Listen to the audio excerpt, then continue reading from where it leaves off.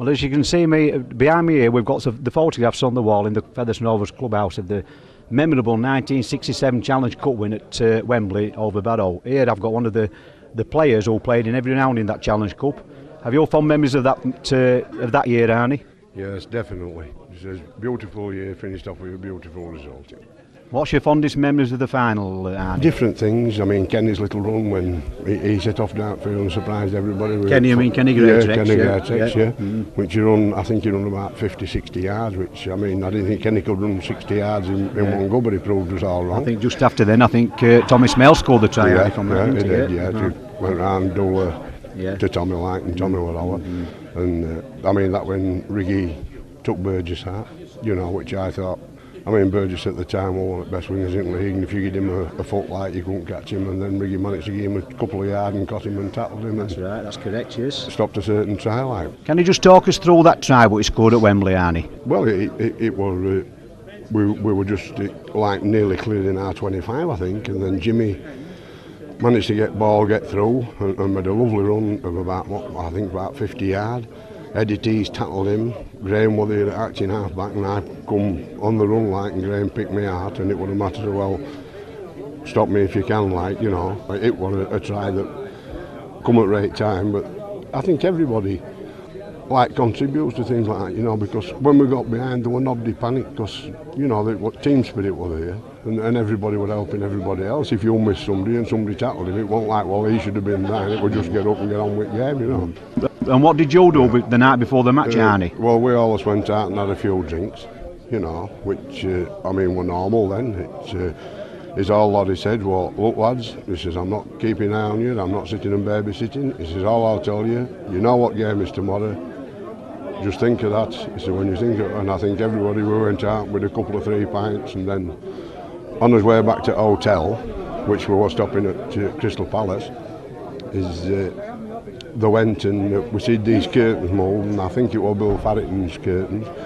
So me and Les started leaning on one another, acting a little bit drunk. And of course, the other thing was Bill Farrington knocked Johnny Jepson up and told him to send us home because we were drunk. And Johnny said, well, match it in the morning, we had a lot of time to get a replacement, But it was a bit of fun with us and lads, and I think this is how we got through, because well, everybody for everybody else, I mean, we put it on a little bit, and he thought it was genuine. But at the end of the day, we did the thing on the day, and I think everybody was pleased in the team. Lottie were all at home, and I think we were all at home for Lottie. And when we got home, I mean, the welcome we got back here, well, I mean, I suppose everybody that was here were a part of crowds coming home, because we couldn't believe it, from Whitley Bridge back round to Bath at Featherstone. Everybody, they were stopping the car and stopping the bus, and everybody down streets, and you were waving. I think your arm was tight, because I don't think we put his arm down once we left Whitley Bridge. I think, Malcolm, if my memory is right, there's only such as you and Derek Turner of Wakefield Trinity who received the cup off of the Queen. Is that correct what I'm saying? Yeah, I think Derek Turner received it in about 1960, then was in 1967. Yeah. But one thing I did notice, Malcolm, she didn't take her glove off to shake your hand. No, she didn't take her glove off. Was that protocol? Or? I think she saw my hand. That's it. Yeah. What do you recollect about that year, Malcolm? Rovers winning the cup for the first time. Well, we had a bad season, league-wise. I mean, I think we finished about 17th. I don't think we got into the top 16 that year. I mean, Doncaster beat us, Keighley beat us, or teams what we normally beat. But the team spirit were there for cup ties. I mean, when you look at it, I mean, we beat Castleford, Wakefield, Bradford, Leeds, who were all in top 4. We played them and beat them, really well. So nobody could grumble what we did that year. Going back to that 1983 final, Alan, that must have been one of your finest hours in the game. Well, undoubtedly it was my finest hour, John. As you know, I'm a Featherstone lad through and through, and I've supported the Rovers since being in short pants, and to lead your own town club out at Wembley, it meant a lot. What do you reflect, Alan, about that cup run in 1980? We were the underdogs all the way through. We were the underdogs in every round by the first round, I think, John, when we beat Batley, and in every other round we were probably second favourites, but it was the spirit of the lads. I think a lot of them knew it was last chance to get a win, and the commitment on the cup days were unbelievable. It was it was obviously the highlight of my career, and I think well, it's maybe forgotten in a lot of people's memories now, but the first friendly game of the following season, I broke my leg at Dewsbury as I say, in the pre-season friendly, and I was 33 years old then, and I was sort of struggling to justify keep playing, and that was the end of me. So apart from that friendly, or half a game friendly, the next game afterwards, that was me finished. So I didn't have anything afterwards to reflect on. So that was, it's probably as good a way as any. You know, I had no memories afterwards, either good or bad. So that, I think in a lot of ways that's stuck in my mind better than anybody else, because you know, it was a superb ending to my career. You know. Well, here we are. We've got Cliff Lambert, who played at Wembley for Featherstone Rovers in 1952, the first time that Rovers actually went to Wembley. What an honour that must have been, Cliff, representing Featherstone at Wembley in '52. Well, it was beyond anybody's wildest dream, and I think the momentum that built up round about the semi-final was something that you never dreamed you'd be in a situation like that. And I think it was all down to Eric Batten. His theme was that if they don't score, we can win. And the theme was to stop them scoring, and the theme was to stop them scoring. How many matches will you see in a semi-final where it scores 5-2, I think it was, or 6-2? 6-2, yes. 6-2. Yeah. And that were 3 goals to 1 goal. No tries. Just go back to the third round, Cliff. We played Wigan Downey in the third round. That must be one of the best victories that Featherstone Rovers have ever had. It was. And once again, it was the enthusiasm and the momentum from all the players, all of them, non-stop. Everybody talked to everybody. Everybody give one another rest. Get out of the road. It's my turn. You've done your bit. You'll come back in 5 minutes. It were all a team effort, and I think that when you see some of the games today, some of the clubs that upset the top clubs, it's all done by just team spirit, the enthusiasm on the day, and the spirit on the day. It was a big happy family, but I think to be honest, the biggest pleasure come from winning semi-final. Correct. Knowing that you're going to Wembley, that's the if you like, the icing on the cake. You'd had the birthday cake with the icing and the candles after you'd won at Headingley. That were Wembley were more or less an afterthought, and I can remember what we did wrong at Wembley and give them first try, and then had one disallowed. It said I were offside and I wasn't.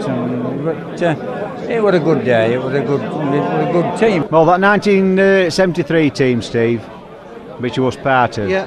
That must be a Featherstone lad, born and bred. You must have dreamt about that long before you did play at Wembley. Oh yeah. From being 7-year-old, that's all I wanted to do. Play for Featherstone Rovers at Wembley and win the cup, and I did it. That particular year, right from the first round, the games were tremendous games. What we had culminated in a marvellous showing at Wembley, over a victory over Bradford. Icing on the cake, Lance topped over, Steve. Brilliant. It's going to be for anything better, and anyone could have got it. Anyone of 13 could have got it. My memory goes correctly, John. I think you scored 2 tries in the first 17 minutes, didn't you? Yes, but I mean, really, the first try I scored was a simple inside ball, and I got the ball and there was nobody in front of me. I can't believe it, and to say it was in a final, I just couldn't believe it. But the second try was a really good team try, good passing and backing up. I think, John, it's up to the last few seasons back. There's nobody'd ever scored an hat-trick in a Wembley final. I bet you all thought you were going to be the first. Well, yeah, I suppose when you do score 2 tries that you think you can get another one, but the try that Mick Smith scored, I was backing up ball the way, but he obviously wasn't going to pass the ball. But and anyway, he ended up scoring a brilliant try, so I won't really bothered. What was your memory, Steve, of that cup run at 73? Well, I remember the first round. I think it was Rochdale away, and the night before the match, my wife had just gave birth to my first son. That was the night before the match. So I'd been up all night. I played the game. I'd been battered about, and I went to the hospital afterwards, and the doctor says to me, "I think you better get home and get to bed." He must have thought I was in the worst state than the wife was. But everything worked well, and we get to Wembley, and it worked even better there. And I got a telling off Peter Fox, because after 20 minutes, we're 18-0 up, and I went over to John Newlove and said, "They can't beat us now, mate," and got a bollocking off Peter at half-time for doing it. It seemed me. Some great players in that side, Steve. Yeah, there's Jimmy and Charlie and Vince, and they're all there, weren't they? You know, good lads. Right, Vince Farrow, we're here at Featherstone Rovers clubhouse. A very proud evening for you tonight. Can you tell us what it's all about? Yeah, it's unbelievable. I never expected anything like this to be going to the Wall of Fame. You know, it's unbelievable to go on with such as Joey Maloney and Jimmy Thompson, Stevie Quinn and Stevie Nash, Peter Smith. One of the proudest moments of my life. Can you tell us about some of the proudest moments that you've had in Featherstone colours? Well, the proudest moment I had, of course, was lifting the championship, because I was the captain when we won the championship. But just signing on for Featherstone Rovers was the proudest moment of my life, really. You know, I mean, we're only 17, 18 when we signed on, and well, like I said, put the blue and white shirt on, it used to make you feel 10 feet tall. And that was the biggest moment of my life, really. And there won't be the big contracts then, Vince, that there is now, would there? No, £50 I got. £50, then another £50 after 10 matches. Yeah, but it all worked out all right. There were players who got a lot more than me, but they didn't work out, whereas mine worked out, so it all came good in the end. And Vince, I remember at Wembley in 73, that were a fantastic win for Featherstone at Wembley against Bradford Northern, and you scored a try that day. Can you talk us through that try? Can you remember much about it? Well, what it was, we did a move. We used to have a cross move, and it didn't work right. I think that's what we thought why we folded him, because Jimmy Thompson went the wrong way, I think, and I went down the middle, and he just opened up, you know. And so it's a move that worked, and it wasn't supposed to do. John Bridges, better known as Keith. Congratulations tonight, a big night for you. Thank you much, Terry. A very, very big honour. I've had a lot of honours in my time, but this is one of the big ones. I mean that. Featherstone lad, bred and born, Featherstone people, Featherstone Rugby Club.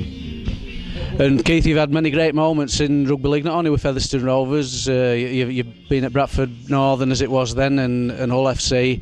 You've had some proud moments. This must rate as one of your proudest moments in all of those. Definitely. You know, Wembley, England, Great Britain, they're special in their own right. But being a true blue, Featherstone lad, bred and born, my family, my mum lives there, my sister, they're at the top, one of the top moments I've ever had, honestly. I mean that, Terry. Thompson, Bridges, Farrer, it just tends to roll off the tongue, that, and all three of you now in the Rovers Hall of Fame. That were a formidable front row, Keith, weren't it? I must say, and I'm very, very honoured to be in that front row, and I think Jimmy and Vince are the same.